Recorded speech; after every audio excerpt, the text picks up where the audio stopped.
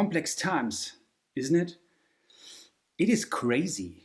Where are we heading as humanity? What can be an inner compass so that we don't slide through life without any anchor? I have an invitation for you. Start with inner work. Everything is already there, and the whole thing has nothing to do with religion. Maybe with spirituality, probably, because we are all spiritual beings. It could be that you don't believe that something else does in you next to your body and intellect. Maybe then it is time to surprise you. It's part of all of us. We read about that in theology, in philosophy, in psychology.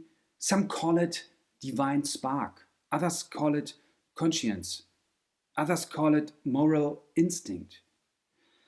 Humanity has been living with it since thousands of years. It was part of our consciousness.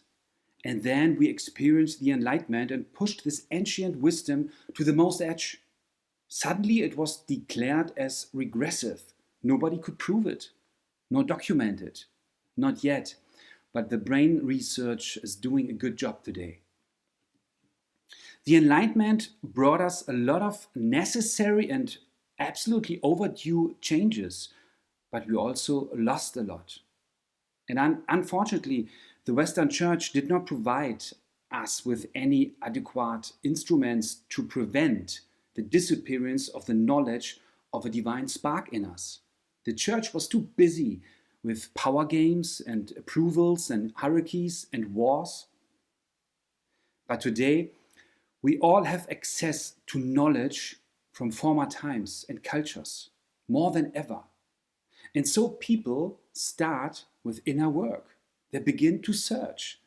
And wherever this happens in the world, in every religion, tradition, and culture, people discover the same universal values. And suddenly it is there. An inner compass, a guideline, a guiding star, a signal that we can follow. Come on, it's so simple. Yes, exactly. That simple. It is a gift from universe, and so many people just don't use it, or they don't know how to use it. Too much institutional baggage attached to it still. Do you know something? I will even demystify the whole. Let's call it the inner voice. Is that maybe familiar to you? It is there, always. But we don't notice it because it's too noisy around us. We are not used to do nothing. We were not taught to deal with silence and solitude. And so we are afraid of silence and solitude. And so we distract ourselves day by day, hour by hour, minute by minute. The smartphone always on the spot. Thanks, Mr. Jobs. But don't worry, the inner voice is in you. You can learn to listen again.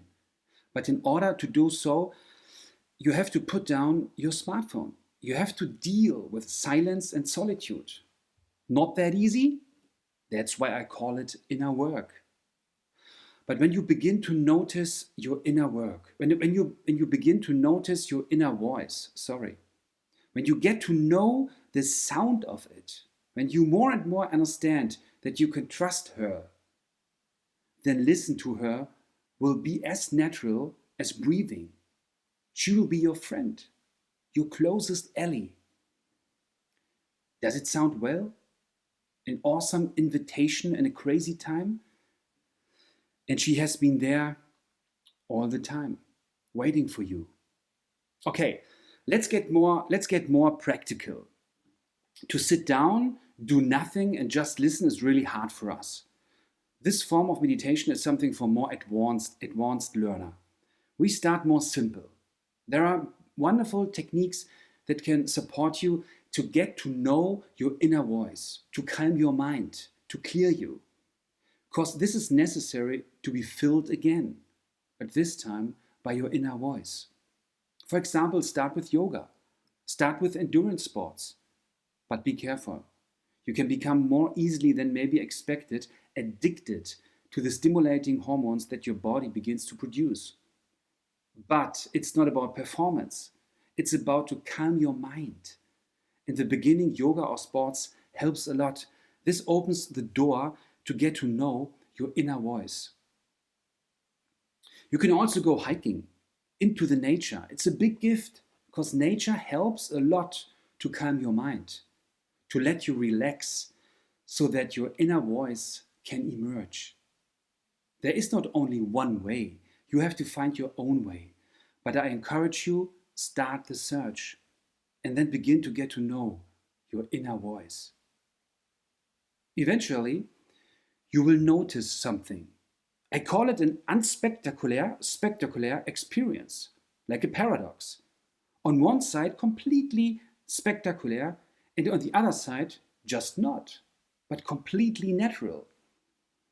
By the way, you will get used to paradox. They belong to your journey, to your development, to your growing individual responsibility, to your expansion of consciousness.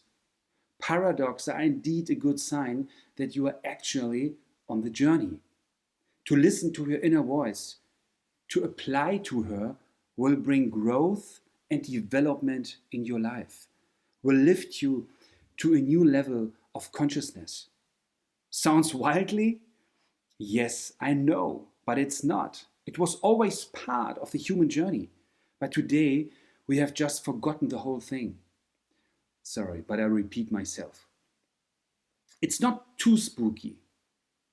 You just begin to see more clearly, to understand connections, interrelations. So it's not spooky. Suddenly everything is connected, and inside of you a strong desire arises to protect, to preserve, to love, to give, to create a new world. Empathy and appreciation and respect for fellow humans, nature, and animals are no big deals anymore. This becomes a natural output of your inner life. Because you received something, because you raised a treasure in you, because you got taught values that dosed in you the whole time. This is when I say it is in you. She is in you. A new world is in you. It is no illusion. She's just waiting to get to the surface. And suddenly, you cannot stay seated. You feel you have to stand up for something, to leave passivity, to wipe off the victimhood, to laugh, to raise your voice, to create, to shape a new world. And you just begin. Others will follow, join in.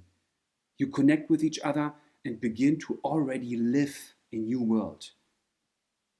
You will become more political. By the way, this phrase is from the ancient Greeks. It means things related to the city. A new world becomes reality bit by bit, born in you, born out of you, in me, in you, in more and more humans. We live in crappy times? No! We live on the threshold to a new world. Let's give birth to it together.